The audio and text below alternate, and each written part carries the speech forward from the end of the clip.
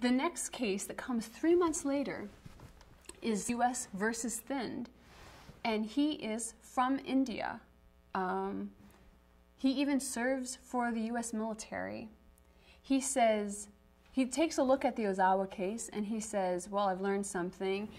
I'm claiming my Caucasianness. And at the time, the racial sciences at the time were saying, oh, this is the Caucasian race, and it goes all the way down, to India, right? So in that sense, he's correct by the terms of science at that time.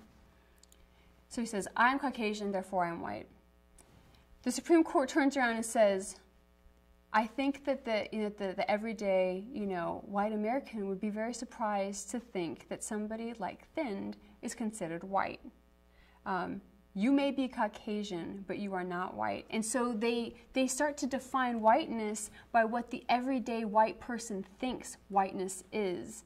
And this is the early 1920s.